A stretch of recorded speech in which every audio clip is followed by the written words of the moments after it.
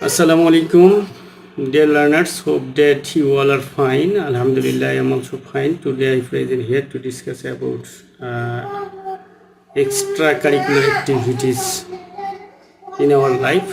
Dear learners, you know what is the self-confidence? প্রিয় শিক্ষার্থী বন্ধুরা, তোমরা কি জানো আত্মবিশ্বাস কি? আমি এই যে আত্মবিশ্বাস কি, এই আত্মবিশ্বাস নিয়ে আমি 2 মিনিট তোমাদের সঙ্গে কথা বলবো। খুব মনোযোগ দিয়ে শুনবে এবং নিজের ভিতরে আত্মবিশ্বাস তৈরি করবে। আত্মবিশ্বাস হচ্ছে আত্মপ্রত্যয়।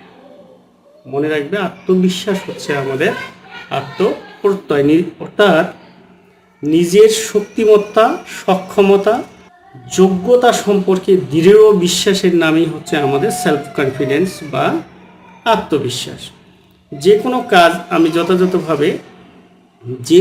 আমি যথাযথভাবে করতে পারবো এবং সামর্থ্যের সব কিছু দিয়ে আমি কাঙ্ক্ষিত লক্ষ্য অর্জনে সফল হব।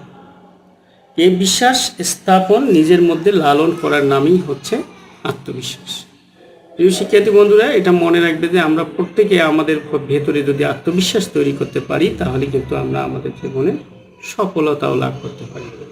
Self-confidence is very essential for every student for his future hope or future life.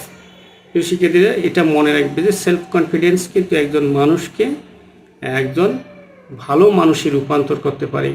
এই বিষয়টি কিন্তু সবসময় আমাদেরকে মনে রাখতে হবে। সবাইকে ধন্যবাদ। আসসালামু আলাইকুম।